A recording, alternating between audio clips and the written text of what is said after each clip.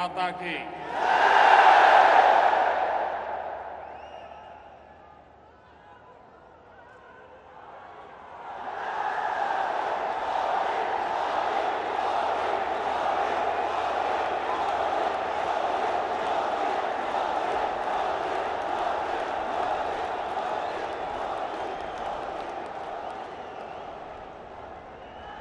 Dubai की धरती पर मैं आज मेरे सामने लघु भारत के दर्शन कर रहा हूं।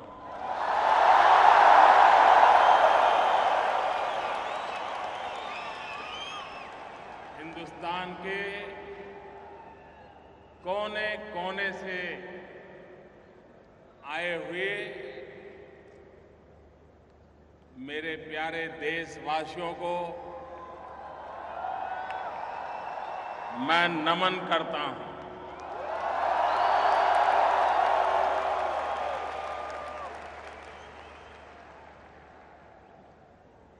आप वे लोग हैं जिन्होंने परिश्रम की पराकाष्ठा करके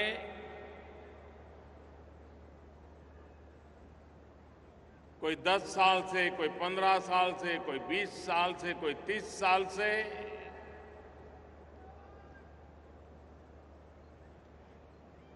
रोजी रोटी कमा रहे हैं,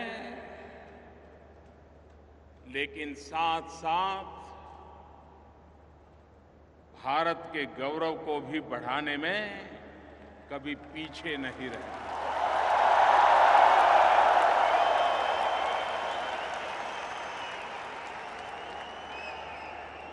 आपके व्यवहार के कारण, आपके आचरण के कारण हमेशा भारत गौरव अनुभव करता रहा है।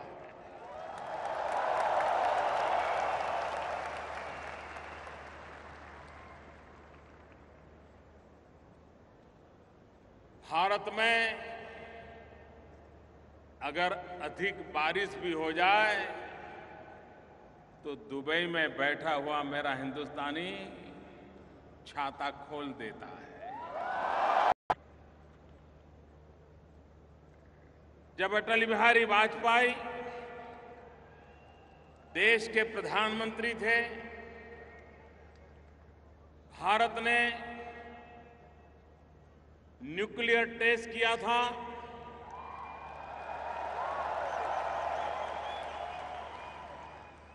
दुनिया चौंक गई थी। कुछ लोग गुस्से में आए थे और रातों रात भारत पर सैंक्शन लगा दिए गए थे। भारत को आर्थिक मुसीबतों में धकेल दिया गया था और तब वाजपेयी जी ने विश्व भर में फैले हुए भारतवासियों को आह्वान किया था देश की मदद करने के लिए। और आज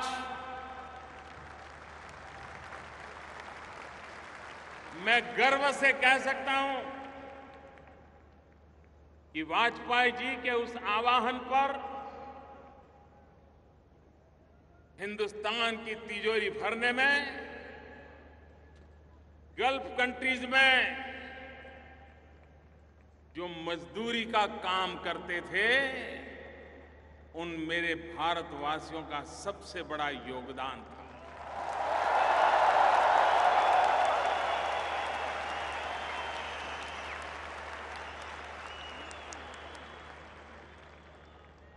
और इस अर्थ में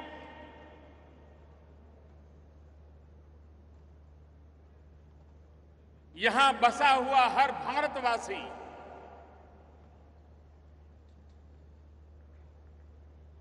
एक प्रकार से हिंदुस्तान के हर कोने से जुड़ा हुआ है। पिछली बार जब देश लोकसभा के चुनाव के लिए व्यस्त था, चुनाव नतीजे आ रहे थे, हिंदुस्तान ही नहीं पूरा दुबई नाच रहा था।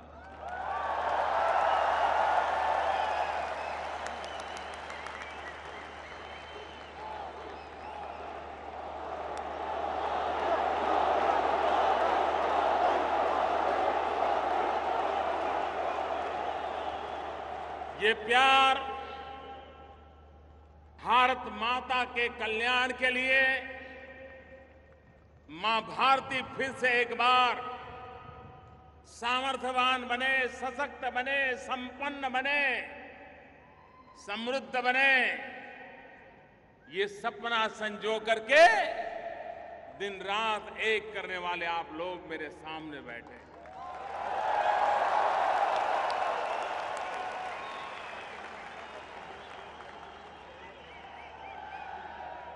भाइयों बहनों, आज यहां तो हिंदुस्तान के हर कोने से आए हुए मेरे भाई बहन मेरे सामने हैं, और दुबई वो सिर्फ लघु भारत ही रहा ऐसा नहीं है। अब तो दुबई एक लघु विश्व भी बन गया है।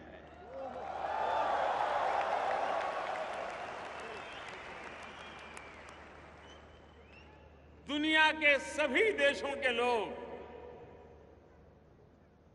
कम अधिक मात्रा में दुबई में रह रहे हैं। ठंडे से ठंडे प्रदेश के लोग भी ये 40-45 डिग्री तापमान में रहना पसंद करते हैं।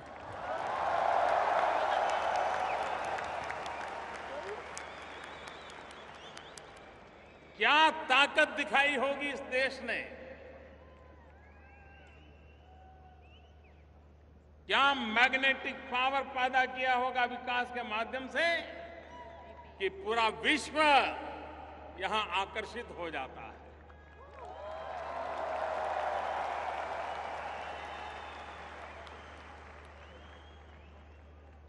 हिंदुस्तान के हर कोने से आए हुए सभी देशवासियों ने अभी 2 दिन पूर्व 15 अगस्त भारत की आजादी का पर्व मनाया।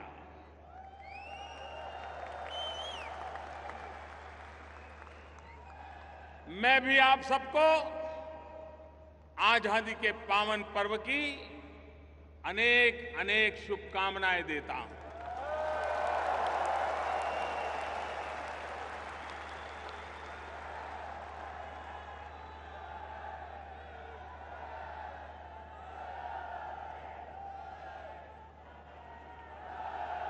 यहां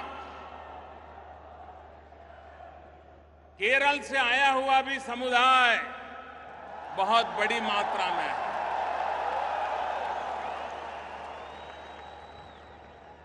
मैं केरल का उल्लेख सविशेष रूप से इसलिए कर रहा हूं क्योंकि आज केरल का नववर्ष है।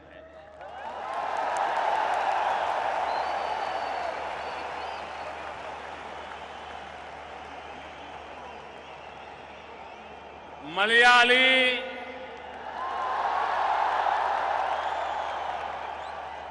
सहोदरक,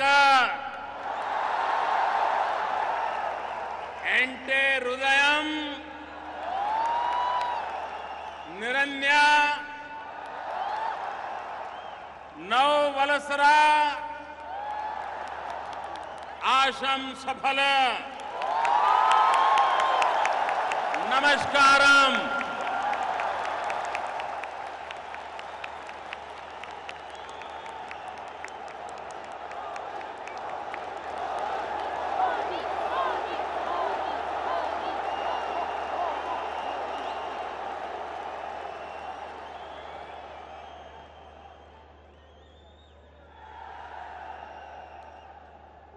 हर हफ्ते हिंदुस्तान से 700 से भी ज्यादा फ्लाइट यहां आती है। दुनिया में किसी एक देश के साथ इतनी बड़ी मात्रा में हवाई आवागमन अगर कहीं है तो इस इलाके से है।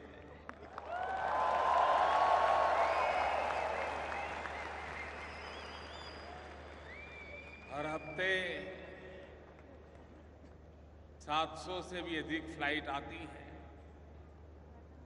लेकिन भारत के प्रधानमंत्री को यहां आने में 34 साल लग गए।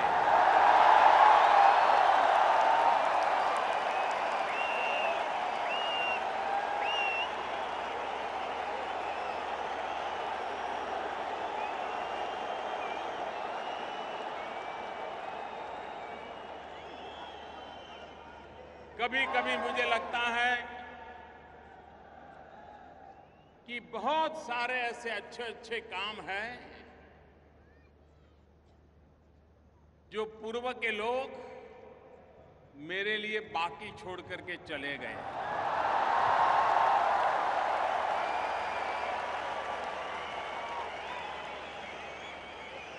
और इसलिए बहुत सारे बाकी रहे अच्छे काम करने का मुझे भाग्य मिला।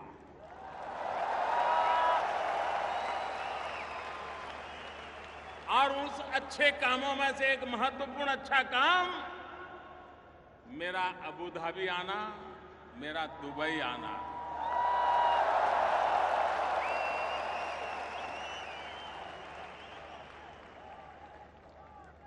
जिस प्रकार से ये मेरी पहली मुलाकात है,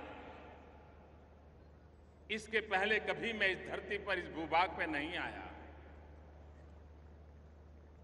और 34 साल के बाद प्रधानमंत्री के रूप में कोई आए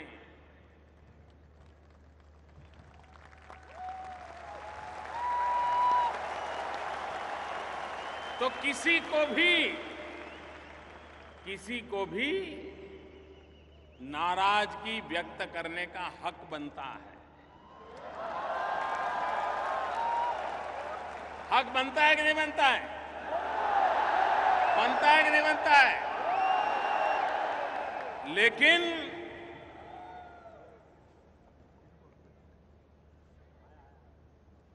अबू धाबी में हिज हाइनेस क्राउन प्रिंस ने और दुबई में हिज हाइनेस अल मक्तुम जी ने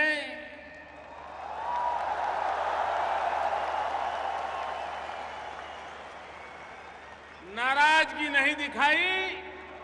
इतने प्यार की वर्षा की, इतने प्यार की वर्षा की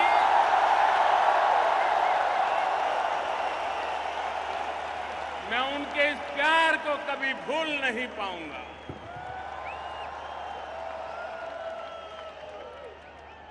जो स्वागत किया, जो सम्मान किया,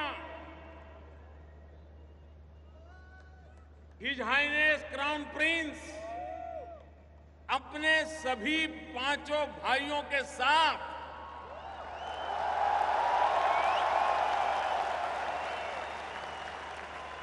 एयरपोर्ट पर लेने के लिए आए।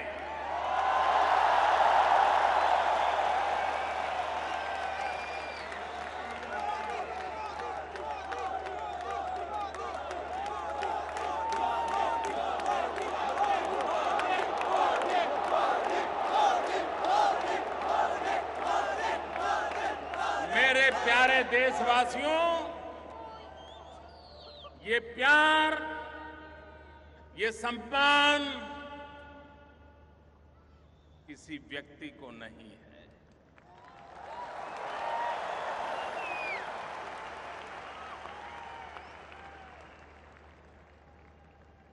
ये 125 करोड़ देशवासियों का सम्मान है।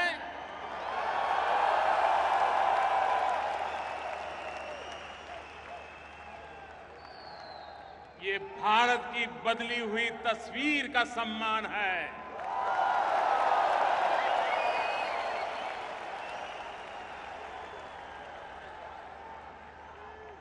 भारत जिस प्रकार से दुनिया में अपनी जगह बना रहा है, उस बदले हुए हालात का सम्मान है।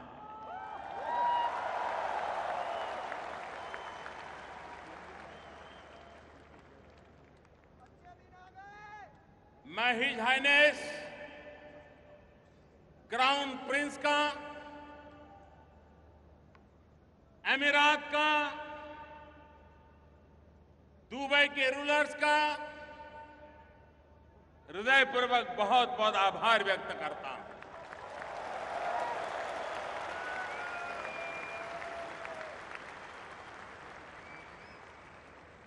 एक तरफ संप्रदाय के नाम पर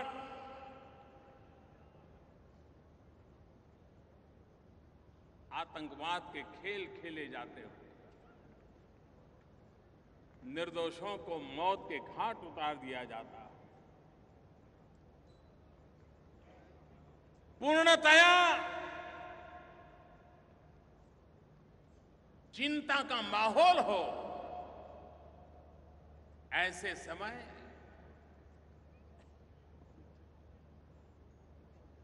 अबू धाबी के हिज हाइनेस क्राउन प्रिंस भारतीय समुदाय के लिए मंदिर बनाने के लिए जगह देने का निर्णय करें।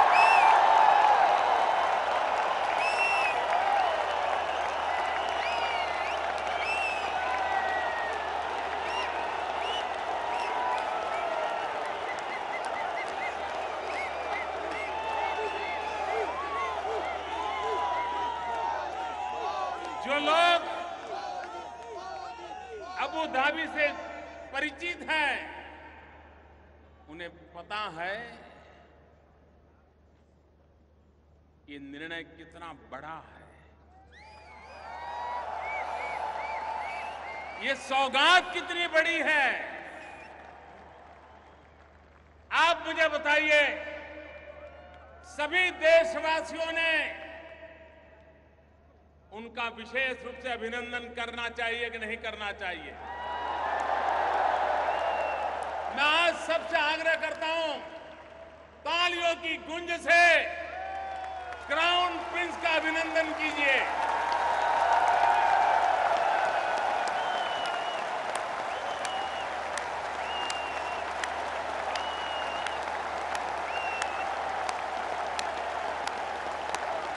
क्राउन प्रिंस को स्टैंडिंग ओवेशन दीजिए।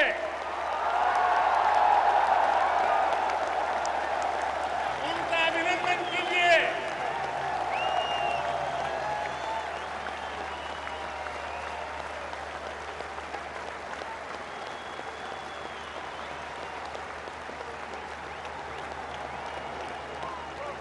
मैं हृदय से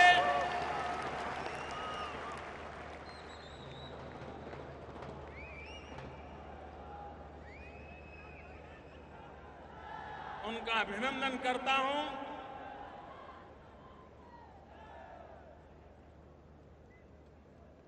भाइयों बहनों,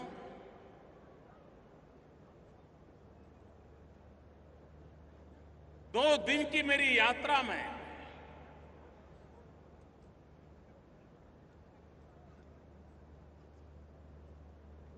जिस प्रकार का विश्वास का माहौल बना, आखिरकार अंतर्राष्ट्रीय संबंधों का आधार आपकी भाषा क्या है, आप कितने आर्टिकुलेट हैं, आप डिप्लोमेटिक रिलेशन में कितने बढ़िया ढंग से मेलजोल करते हैं, उससे भी ज्यादा महत्व होता है एक दूसरे पर भरोसे का।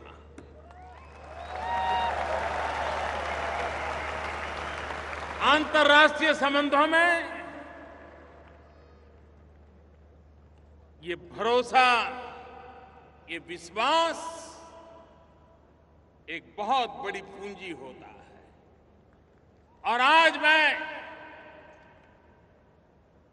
चंद घंटों की मेरी यहां की मुलाकात के बाद कह सकता हूं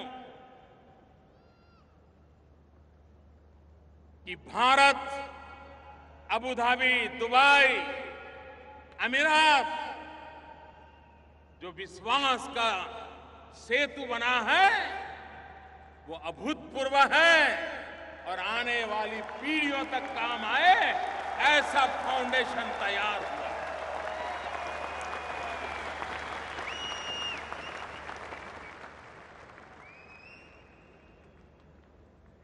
आज मुझे खुशी हुई कि जब आज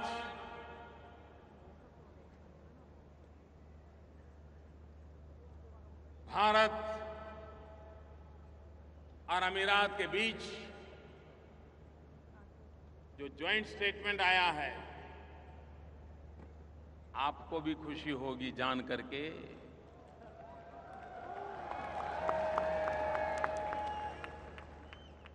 क्राउन प्रिंस ने हिंदुस्तान में 4.5 लाख करोड़ रुपया का निवेश करने का संकल्प लिया।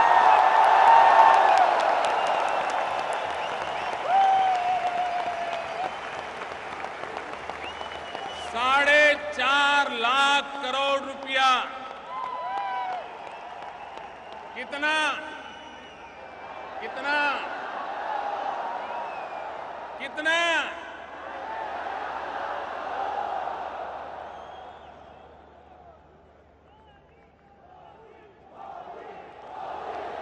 भाइयों बहनों,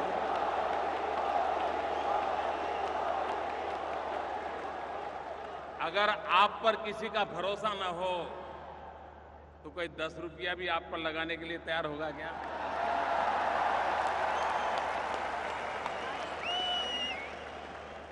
ये भारत की शाख बनी है। आज भारत का बदला हुआ रूप विश्व के सामने अपनी स्वीकृति बनाता आगे चल रहा है।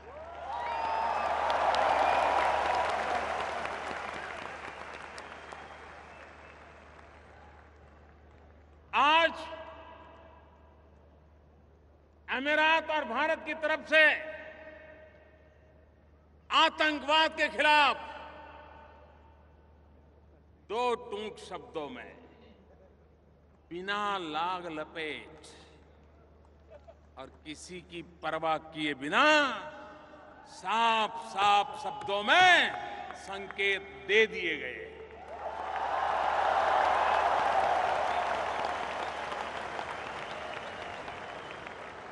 आतंकवाद के खिलाफ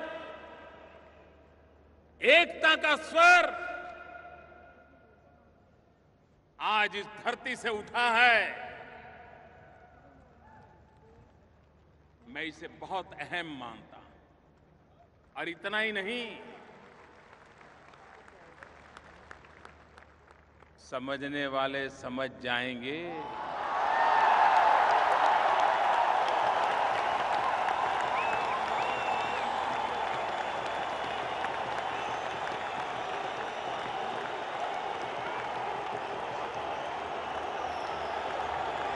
अक्लमंद को इशारा का भी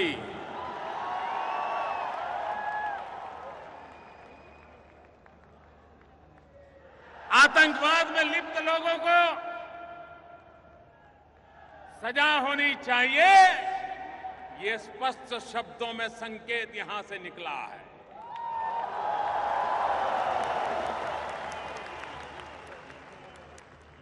मैं आज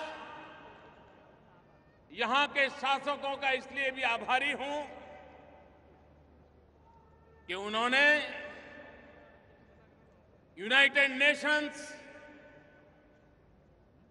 जब अपने 70 साल मनाने जा रहा है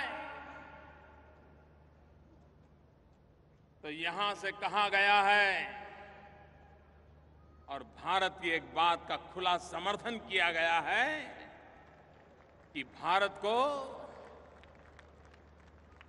यूनाइटेड नेशन की सिक्योरिटी काउंसिल का परमानेंट मेंबरशिप मिलनी चाहिए।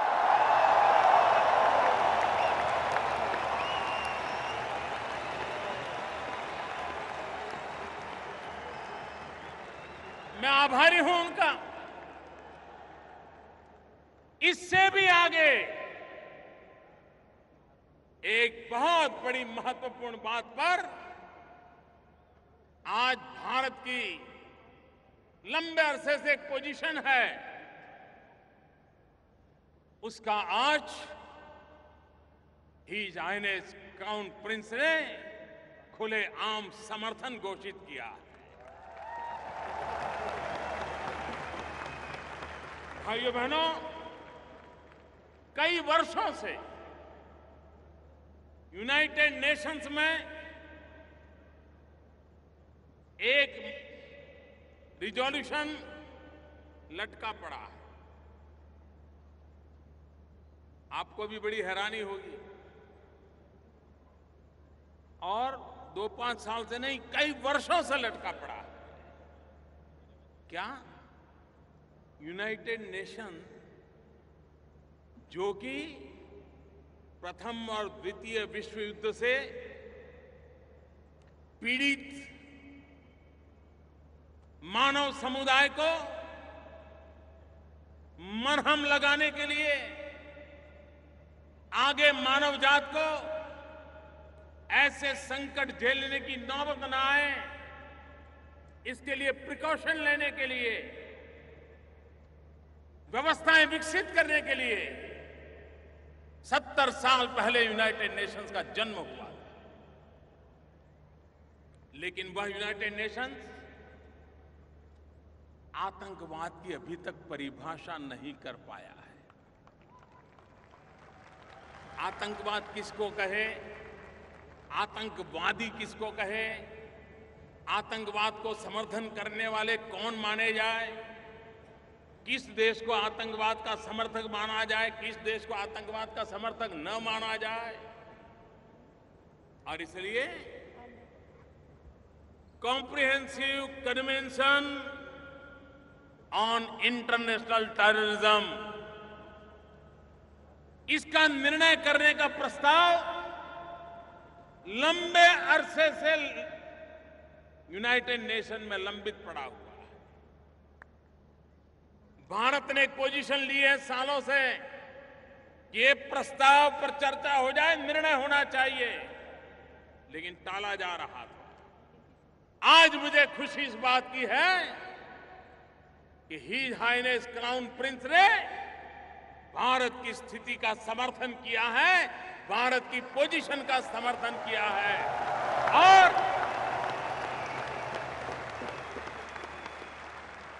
आतंकवाद के खिलाफ लड़ने के संबंध में आपने स्पष्ट संकेत दे दिए। न सिर्फ 4.5 लाख करोड़ रुपए का पूंजी निवेश की बात नहीं है, ये एक निश्चित दिशा में कंधे से कंधा मिलाकर के चलने का एक प्रकार का संकेत इस जॉइंट स्टेटमेंट में।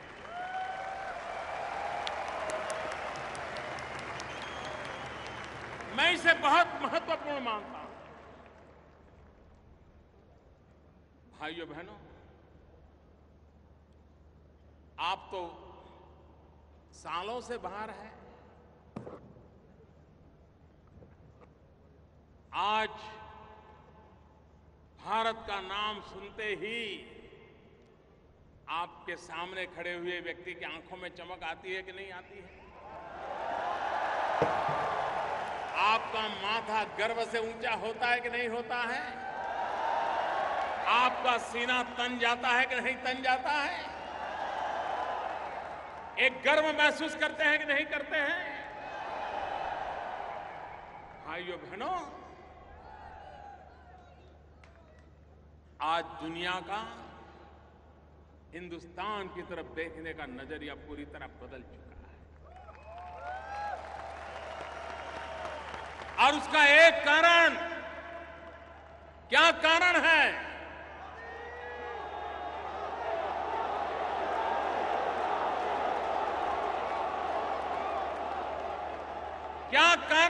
बदलाव आया है, मोदी के कारण नहीं। ये जो बदलाव आया है 125 करोड़ देशवासियों की संकल्प शक्ति के कारण।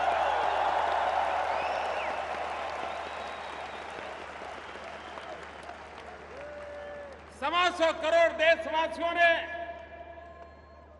2014 मई महीने में 30 साल के बाद पूर्ण बहुमत वाली सरकार चुनी।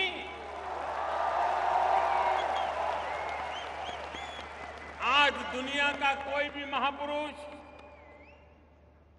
दुनिया का कोई भी राजनेता मोदी से जब हाथ मिलाता है ना, तब उसे मोदी नहीं दिखता है, उसे 125 करोड़ हिंदुस्तानी दिखाई देते हैं।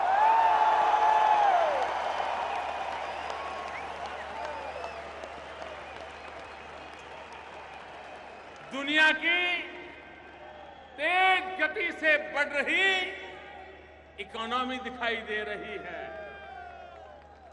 भाइयों बहनों, पिछले दिनों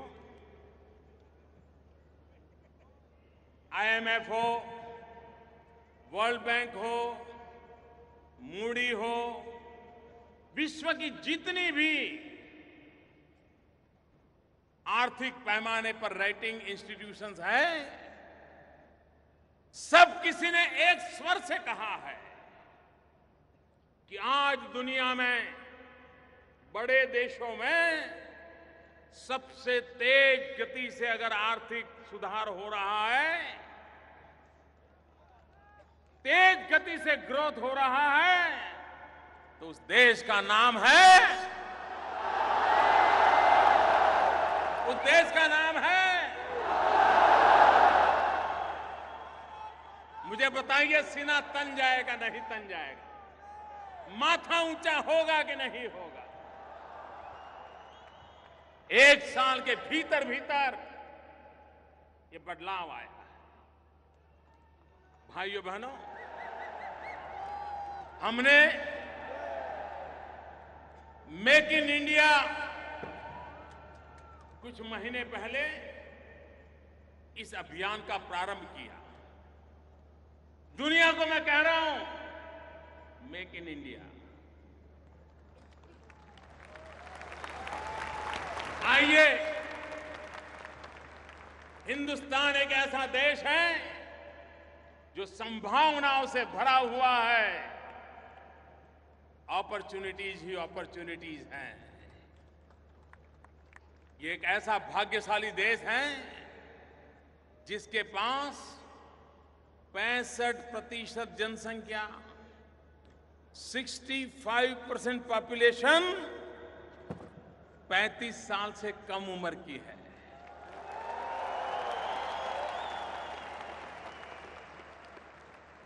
भारत एक नौजवान देश है। आज जहां जवानी लबालब भरी पड़ी है,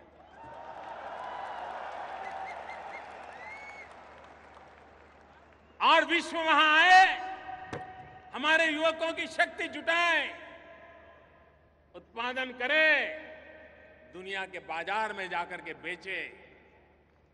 और आज ये कुछ ही महीनों का मामला है,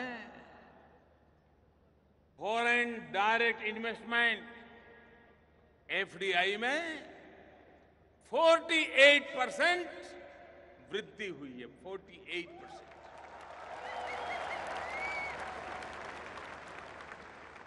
भाइयों बहनों, विकास को नई ऊंचाइयों पर ले जाने के लिए ईज ऑफ डूइंग बिजनेस का माध्यम हो, देश की युवा शक्ति में स्किल डेवलपमेंट का अभियान हो, आधुनिक भारत के निर्माण के लिए, डिजिटल इंडिया का सपना साकार करने के लिए दिन रात पुरुषार्थ चलता हो, तो विश्व का आना बहुत स्वाभाविक है मेरे भाइयों बहनों, बहुत स्वाभाविक है।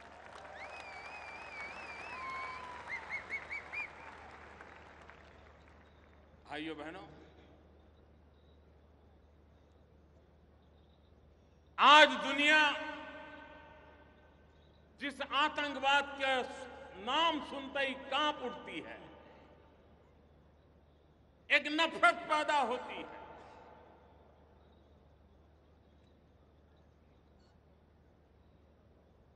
मैं दुनिया को कहता हूं, हम हिंदुस्तान के लोग 40 साल से ये आतंकवाद के शिकार हुए हैं। हमारे निर्दोष लोग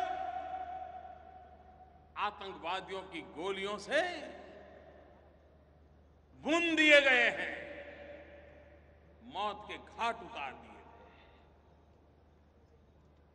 और जब कभी मैं विश्व के लोगों के साथ आज से 25-30 साल पहले कभी मुझे बात करने का अवसर मिलता था, तो वे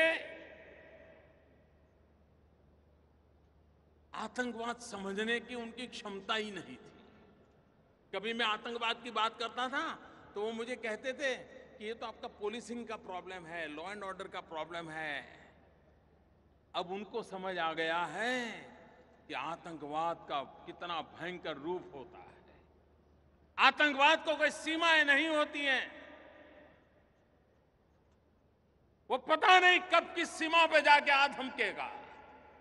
आज अभी मैं यहां पहुंच रहा था, मैंने सुना बैंकॉक के अंदर आज एक बम धमाका हुआ, निर्दोष लोगों को मार दिया गया। भारत तो लगातार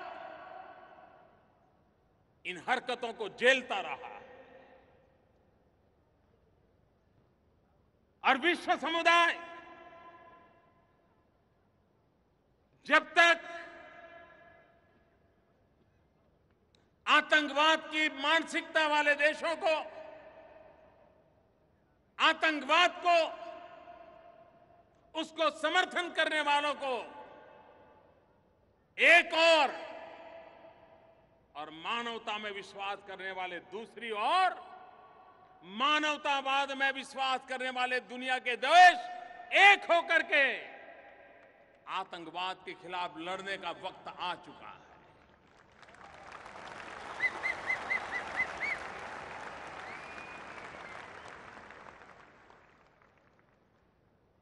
good Taliban, bad Taliban, good terrorism, bad terrorism, ये अब चलने वाला नहीं है।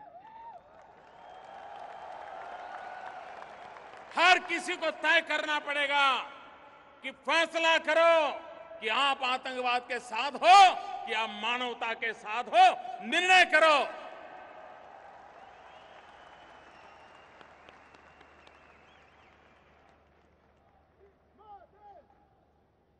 भारत को तो आज भी आए दिन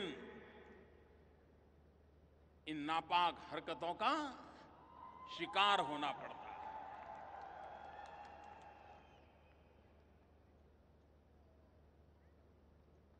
हम समस्याओं का समाधान खोजने की दिशा में लगातार कोशिश कर रहे हैं। यहां बहुत कम लोगों को पता होगा कि भारत की आजादी के पहले से नागालैंड में अतिवाद, इंसर्जेंसी, इस समस्या से नागालैंड जूझता रहा और उसके कारण भारत का पूरा ये पूर्वी हिस्सा, नॉर्थ ईस्ट, आए दिन हिंसा का शिकार होता था और धीरे धीरे वो बीमारी इतनी फैलती गई कि अन्य राज्यों में भी अलग अलग नाम से अलग अलग अतिवादी, आतंकवादी गुट बनते चले गए। आजादी के भी पहले से चल रहा था। आज मैं बहुत संतोष के साथ मेरे देशवासियों आपको कहना चाहता हूं कि अभी 1 महीने पहले नागालैंड के इन गुटों के साथ जो कभी हिंसा में विश्वास करते थे, जो शस्त्रों को लेकर के गतिविधि चलाते थे, उनसे जो बातचीत चल रही थी वो सफलतापूर्वक आगे बढ़ी। निर्णय हुआ, मुख्य धारा में आने का निर्णय हुआ। 60-70 साल के बाद ये संभव हुआ है। मैं नागालैंड की ये घटना का जिक्र इसलिए करना चाहता हूं कि हिंसा के राह पर चले हुए भारत के नौजवानों को और विश्व के नौजवानों को मैं एक उदाहरण के रूप में कहना चाहता हूं, समस्या कितनी ही गंभीर क्यों न हो, आखिर तो बातचीत से ही रास्ता निकलता है। कोई 10 साल लड़ाई लड़ने के बाद बात करे, कोई 20 साल लड़ाई लड़ने के बाद करे, कोई 40 साल लड़ाई लड़ने के बाद बात करे, लेकिन आखिर में तो बात ही होती है और टेबल पर ही फैसले होते हैं। और इसलिए विश्व भर से इस गलत रास्ते पर चल पड़े लोग, बम बंदूक के भरोसे अपने सपनों को साकार करने का रास्ते पर चले हुए लोग, ये रास्ता कभी आपका भला नहीं करेगा, ये रास्ता कभी किसी और का भला नहीं करेगा, ये रास्ता कभी मानवता का भला नहीं करेगा, ये रास्ता इतिहास को बेदाग नहीं रहने देगा, ये पूरे इतिहास को कलंकित कर देगा, ये पूरे इतिहास को दागदार बना देगा।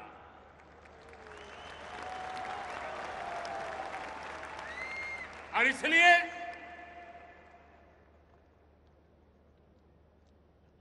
हिंसा का मार्ग छोड़ करके मुख्य धारा में जाना, ये आज समय की मांग है। मेरे प्यारे भाइयों बहनों, बांग्लादेश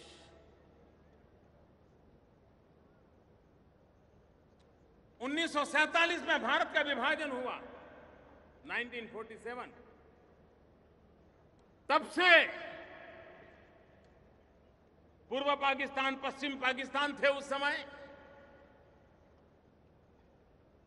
पूर्वी पाकिस्तान जो आज बांग्लादेश बना, भारत और उनके बीच सीमा का विवाद चल रहा था, तनाव का कारण बना हुआ था, आशंकाओं का कारण बना हुआ था। घुसपैठ के लिए एक सुविधाजनक स्थिति बनी हुई थी। आप सबके आशीर्वाद से हिंदुस्तान ने बीड़ा उठाया, सबने मिलकर के बीड़ा उठाया कि समस्या का समाधान करना है, बातचीत से करना है। मैं पिछले सितंबर में बांग्लादेश के राष्ट्रपति शेख हसीना जी से मिला था और मैंने उनको वादा किया था कि मुझ पे भरोसा कीजिए और मुझे थोड़ा समय दीजिए। उन्होंने कहा कि मेरे पास भरोसा रखने के सिवाय है भी क्या।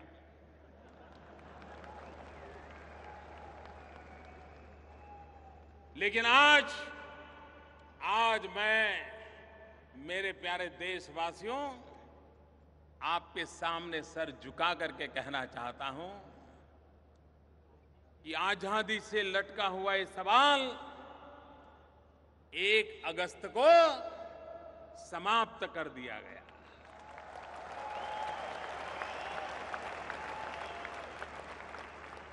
सीमा निर्धारित हो गई। जिनको बांग्लादेश जाना था बांग्लादेश चले गए, जिनको भारत आना था भारत आ गए। हम लोग तो 15 अगस्त 1947 को आजाद हो गए थे। भारत के नागरिक के नाते गौरवगान करने लगे थे। लेकिन ये हमारे भाई बहन अभी 1 अगस्त 2015 को भारत की भूमि पर आजादी का श्वास लेने का उन्हें सौभाग्य मिला। भारत की संसद में सर्वसम्मति से सभी राजनीतिक दलों ने साथ दिया और सर्वसम्मति से फैसला हुआ, बातचीत के माध्यम से फैसला हुआ। ये छोटी मोटी उपलब्धि नहीं है मेरे भाइयों बहनों। और मैं औरों को भी हमेशा कहता हूं, अड़ोस पड़ोस के देशों को भी कहता रहता हूं, जैसे हिंसा के रास्ते पर गए हुए लोगों को भी कभी न कभार बातचीत के रास्ते पर आना पड़ता है, वैसे अड़ोस पड़ोस में भी समस्याओं का समाधान बातचीत से ही निकलता है।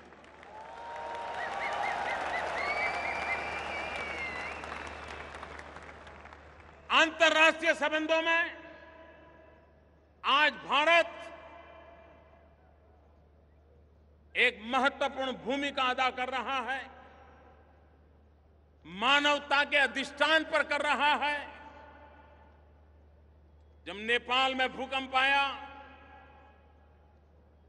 चंद घंटों में,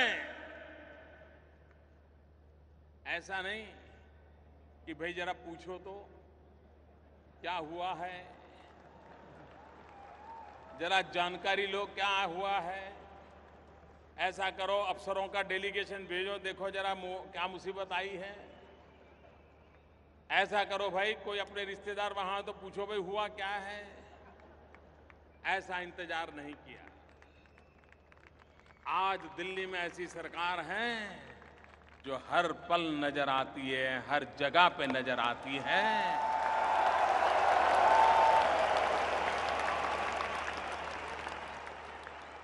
और चंद घंटों में भारत से जो भी हो सकता था, ये मानवता का काम था। नेपाल के चरणों में जाकर के हमारे लोग बैठ गए और उनकी सेवा में लग गए, और आज भी सेवा चालू है।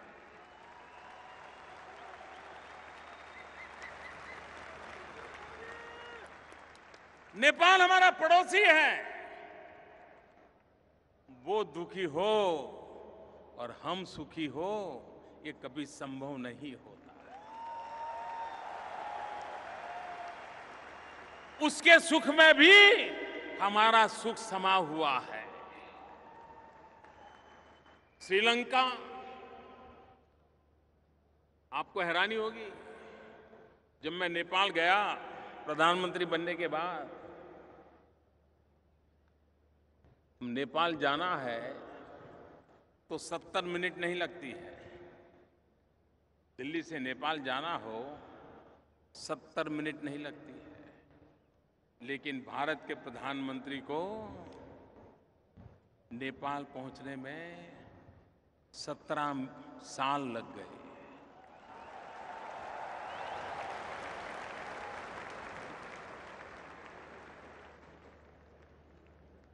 फिर से हम गए, संबंधों को फिर से जोड़ा, अपनापन। आज नेपाल भारत पे भरोसा कर रहा है, भारत नेपाल का सुख दुख का साथी बना है। श्रीलंका, राजीव गांधी जब प्रधानमंत्री थे, उसके बाद कोई प्रधानमंत्री की स्टैंड अलोन विजिट नहीं हुई थी। कितने साल बीते। हमारा पड़ोसी है। आए दिन हमारे तमिलनाडु केरल के मछुआरे और उनके मछुआरे आपस में भिड़ जाते हैं। लेकिन उधर कोई जाता नहीं था। हम गए।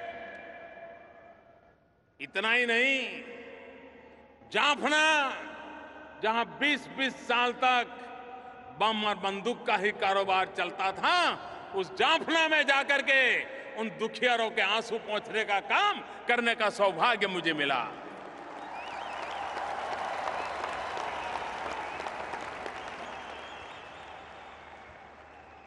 एक प्रधानमंत्री के रूप में जाफना जाने का सौभाग्य मुझे मिला। हमारे पड़ोस में मालदीव, आइलैंड पर बसा हुआ देश, टूरिज्म की दृष्टि से काफी आगे बढ़ा है। अचानक एक दिन उनके यहां पानी के सारे संयंत्र खराब हो गए। पूरे देश के पास पीने का पानी नहीं था। आप कल्पना कर सकते हो,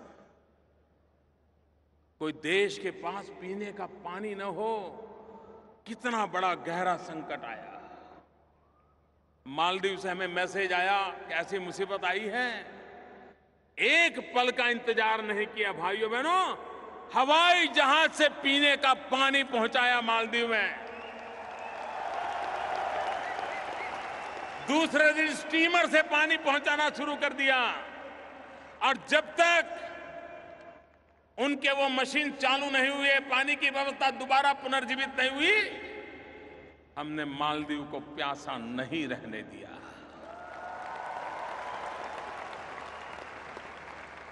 अफगानिस्तान हमारा पड़ोसी है।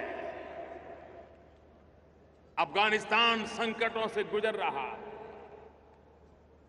लंबे अरसे से आए दिन वो गांव झेलता चला जा रहा है। हर पल अफगानिस्तान को मरहम लगाने का काम हिंदुस्तान करता आया है। अफगानिस्तान फिर से एक बार खड़ा हो जाए, क्योंकि हम सब बचपन से काबुली वाला से तो बहुत परिचित है। जब काबुली वाले की बात करते हैं तो हमें कितना अपनापन महसूस होता है। भाइयों बहनों, हमारी कोशिश रही है भारत को विकास की नई ऊंचाइयों पर ले जाना, भारत में निरंतर विकास को आगे बढ़ाना और अपने अड़ोस पड़ोस के देशों से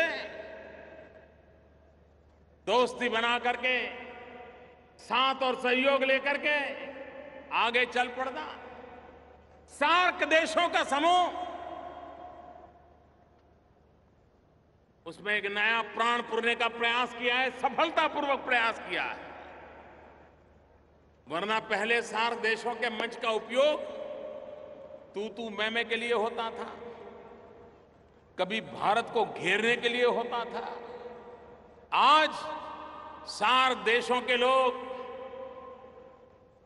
जितने साथ चल सकते हैं उनको लेकर के इन सार्क इकाई को विकास की नई ऊंचाइयों पर ले जाने का सपना हमने देखा है।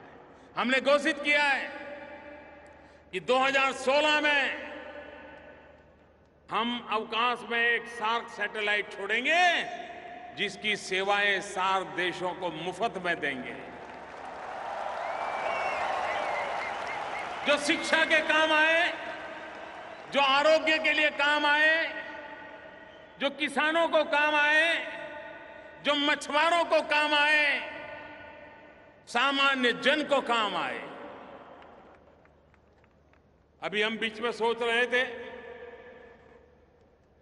कि सार्क देश कनेक्टिविटी के लिए गंभीरता से सोचें, और हम जानते हैं आज विकास में कनेक्टिविटी का महत्व बहुत है। आप समुद्री मार्ग से जुड़िए या रेल मार्ग से जुड़िए या रोड मार्ग से जुड़िए, जुड़ना जरूरी है। यूरोप के देशों को ये लाभ मिला हुआ है। एक देश से दूसरे देश चले जाओ, पता तक नहीं चलता देश कब बदल गया। क्या ये सार्क देशों के बीच नहीं हो सकता है? हमने मिलकर के सामूहिक निर्णय करने का प्रयास किया नेपाल में, लेकिन आप जानते हैं कुछ लोगों को जरा तकलीफ होती है।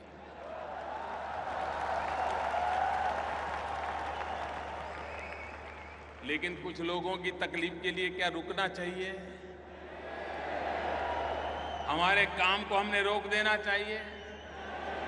हमने अटक जाना चाहिए क्या? ठीक है, आपको मर्जी, आप वहां रह जाइए, हम तो चल पड़े भाई। और हमने क्या किया? एक बहुत बड़ा अहम फैसला लिया है भाइयों बहनों। इसका प्रभाव आने वाले दिनों में क्या होने वाला है वो तो वक्त बताएगा।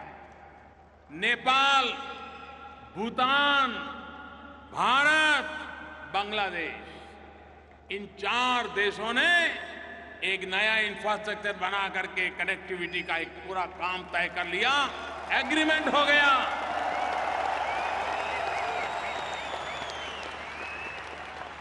ये आगे चल करके नॉर्थ ईस्ट से जुड़ेगा, वहां से ये म्यांमार से जुड़ेगा, वो इंडोनेशिया, थाईलैंड, पूरब हिंदुस्तान, पूरब के विश्व की तरफ भारत को कनेक्टिविटी की एक ताकत देगा। एक नया भारत का बदला हुआ संबंधों का एक नया विश्व खड़ा हो जाएगा।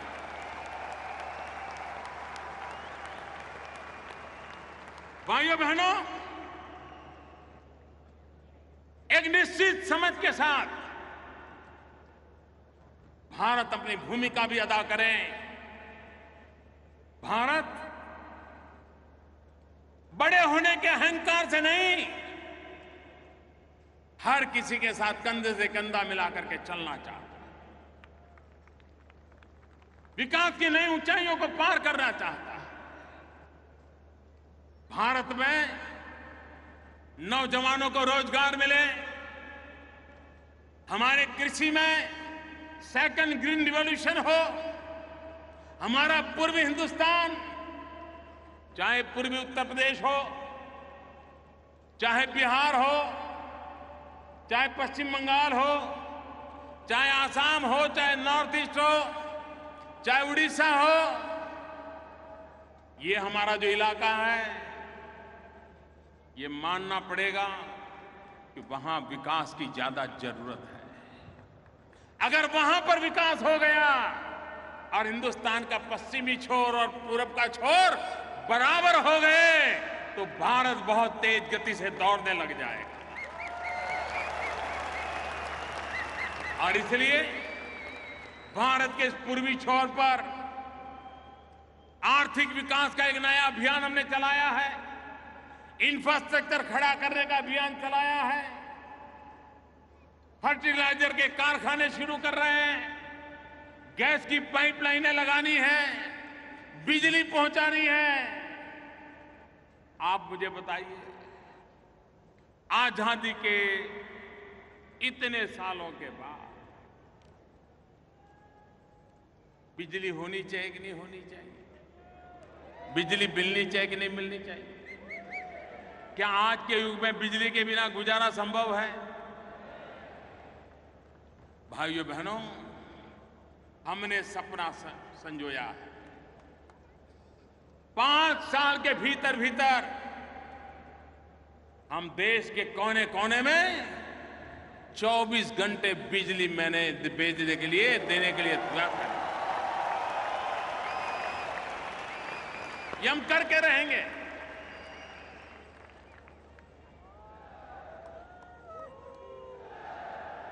दुबई में रहने वाले मेरे प्यारे भाइयों बहनों, हमने एक महत्वपूर्ण योजना घोषित की है।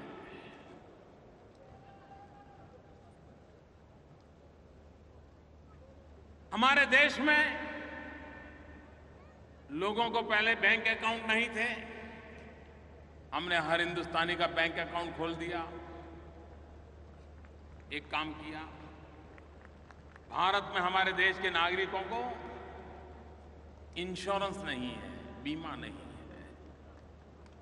उसके परिवार में कोई आपत्ति आ जाए तो पीछे वालों को देखने की कोई व्यवस्था नहीं। हमने 3 योजनाएं लगाई हैं। एक प्रधानमंत्री बीमा सुरक्षा योजना, प्रधानमंत्री जीवन ज्योति योजना, और इंश्योरेंस के लिए कितना पैसा देना है। एक स्कीम ऐसी है कि जिसमें 1 महीने में सिर्फ 1 रुपया देना है, 12 महीने में 12 रुपया। हमारे देश का गरीब से गरीब व्यक्ति दे सकता है कि नहीं दे सकता है? मुझे बताइए, दे सकता है कि नहीं दे सकता है? गरीब से गरीब व्यक्ति 1 रुपया महीने में दे सकता है कि नहीं दे सकता है? महीने का 12 रुपया, साल भर का 12 रुपया, साल भर का 12 रुपया देगा, उसे 2 लाख रुपयों का सुरक्षा का बीमा मिलेगा।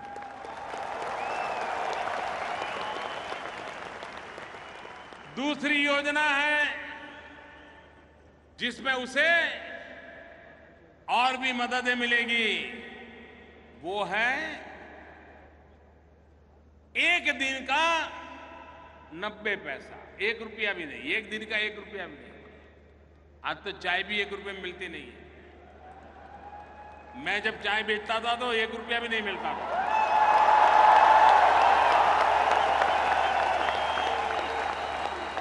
लेकिन आज 1 रुपये में चाय नहीं मिलती है। 1 दिन का 90 पैसा, साल भर के 330 रुपए, और उसे भी ये सुरक्षा कवच मिलेगा। नेचुरल मृत्यु होगा, नेचुरल, अकस्मात नहीं हुआ है, सहज, तो भी उसके परिवार को 2 लाख रुपया मिलेगा।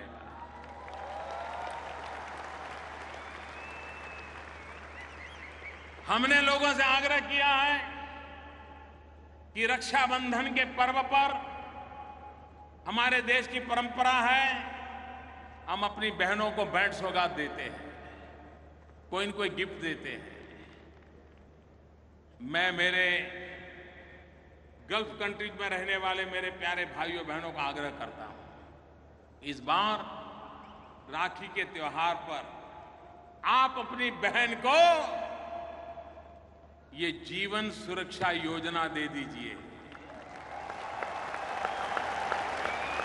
अगर आप 600 रुपया बैंक में फिक्स डिपॉजिट करा दोगे तो हर साल उसको 12 रुपये से ज्यादा इंटरेस्ट मिलेगा, कटता जाएगा, और आपकी बहन को 2 लाख रुपए का सुरक्षा का कवच मिल जाएगा। और दोनों योजना ले लेंगे, उतने पैसे जमा करा दिए तो 4 लाख रुपया उसके चरणों में आपकी तरफ से पहुंच जाएगा। भाइयों बहनों, हमने समाज जीवन को एक सुरक्षित बनाना, हमारी नई पीढ़ी को शिक्षित बनाना है, देश को आधुनिक बनाना है। और आज अब विश्व का भारत की तरफ आकर्षण बढ़ा है, उस परिस्थिति का हमने लाभ उठाना है और देश को विकास की नई ऊंचाइयों पर ले जाना है। मेरे प्यारे भाइयों बहनों, आपने मुझे जो सम्मान दिया, प्यार दिया, पूरा हिंदुस्तान आपको देख रहा होगा।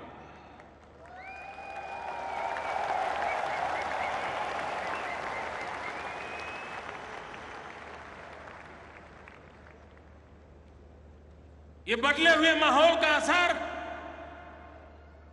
हर भारतवासी के दिल पर भी होता है। और मुझे लगता है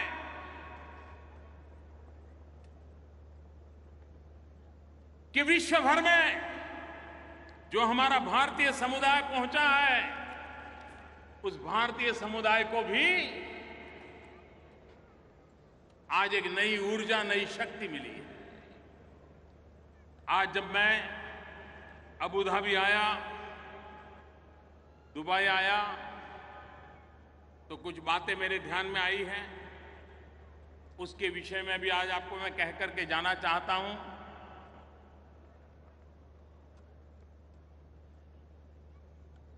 एम्बेसी के संबंध में, काउंसिल के संबंध में आपकी शिकायतें रहती हैं? नहीं रहती है? नहीं रहती है तो अच्छी बात है, लेकिन अगर रहती है तो भारत सरकार ने मदद नाम का एक ऑनलाइन प्लेटफॉर्म बनाया है। इस मदद नाम के ऑनलाइन प्लेटफॉर्म का उपयोग दुनिया भर में फैले हुए हमारे भारतीय भाई बहन उसका उपयोग कर सकते हैं, ताकि आपकी बात आगे पहुंच सकती है। मोबाइल फोन के द्वारा भी आप उनका संपर्क कर सकते हैं। एक दूसरा काम किया है, ई-माइग्रेट पोर्टल शुरू किया गया है, जिसके द्वारा इस प्रकार से हमारे प्रवासी भारतीयों को कोई शिकायत हो, कोई कठिनाई हो, तो उनको इमिग्रेशन ऑफिस के चक्कर काटने नहीं पड़ेंगे। ये ई-माइग्रेट पोर्टल पर अपनी बात रख करके वो मदद ले सकता है। इसकी एक व्यवस्था की गई है, ताकि यहां दूर दूर से आपका वहां जाना बहुत तकलीफ होती है।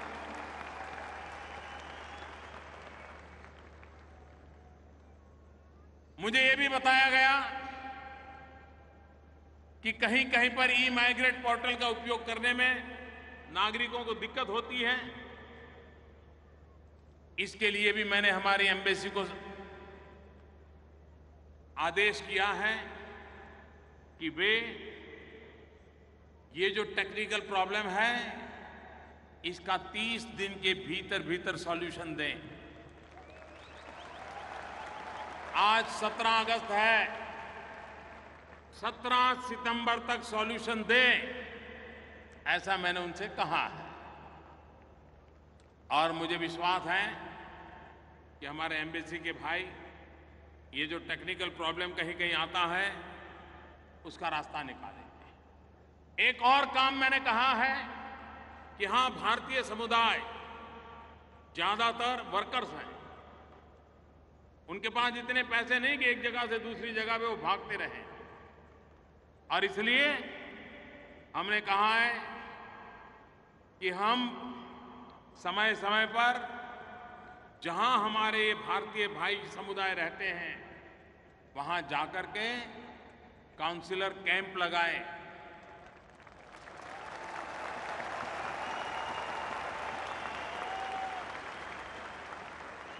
महीने में एक बार, 2 महीने में एक बार, और वहीं जाकर के उनसे बैठे बातचीत करें और उनकी समस्या के समाधान के लिए योग्य व्यवस्था करें।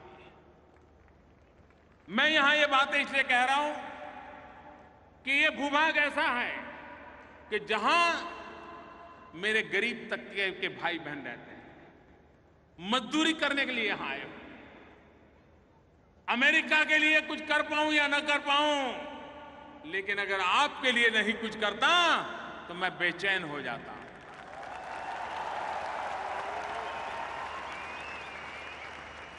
और इसलिए हमने एक और काम किया है। इन दिनों विदेशों में कभी कभी जाते हैं तो हमारे भारतीय भाई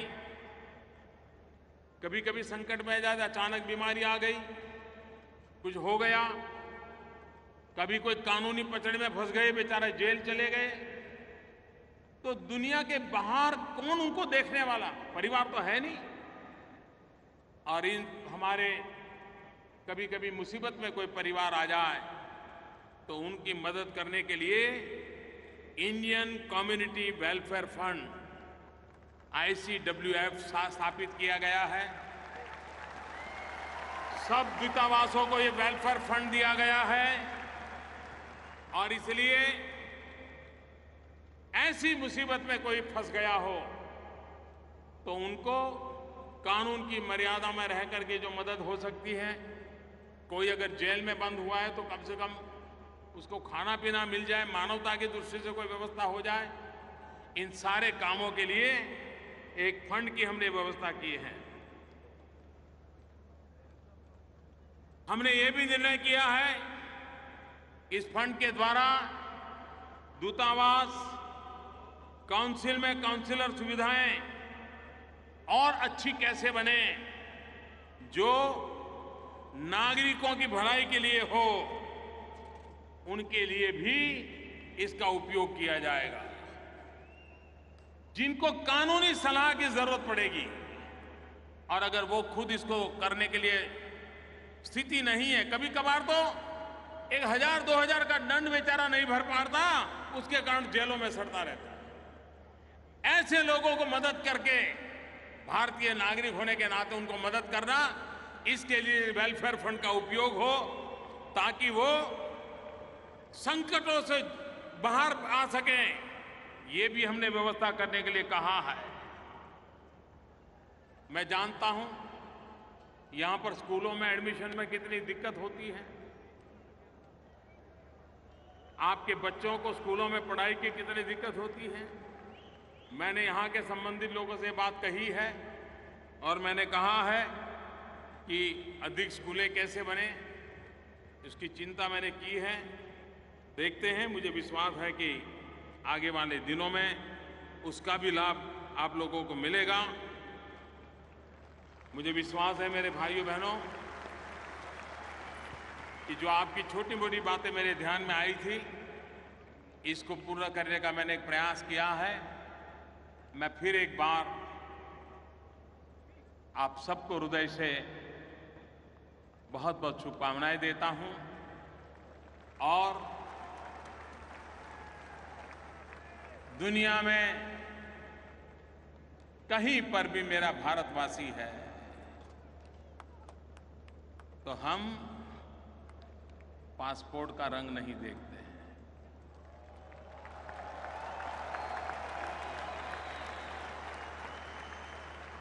हमारा खून का रंग काफी है। वो धरती का नाता काफी है।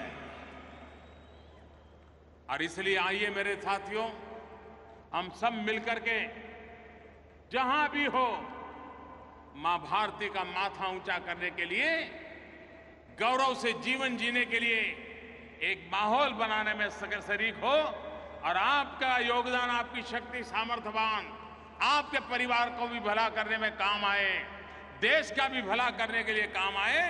इसी शुभकामनाओं के साथ आप सबका बहुत बहुत धन्यवाद। मेरे साथ दोनों मुट्ठी बंद करके बोलिए, भारत माता की। दोनों मुट्ठी पूरी बंद करके पूरी ताकत से बोलिए। भारत के कोने कोने में आपके अपने गांव में आवाज पहुंचनी चाहिए, भारत माता की, भारत माता की, भारत माता की, भारत माता की। बहुत बहुत धन्यवाद।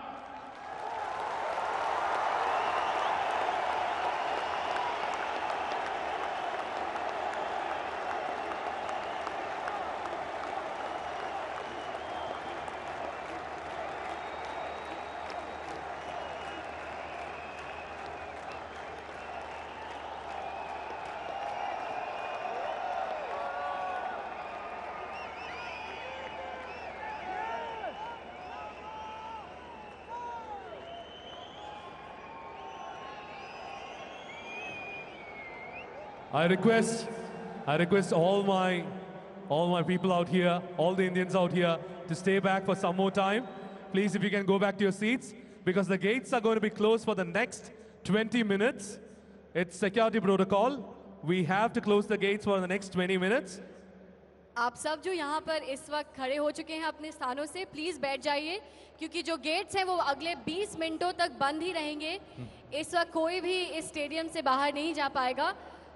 അതുകൊണ്ടാണ് പറയുന്നത് എല്ലാവരും കുറച്ചു നേരം കൂടി തങ്ങളുടെ ഇരിപ്പിടങ്ങളിൽ ഇരിക്കുക, കുറച്ചു നേരം കൂടി സീറ്റുകളിൽ ഇരിക്കുക.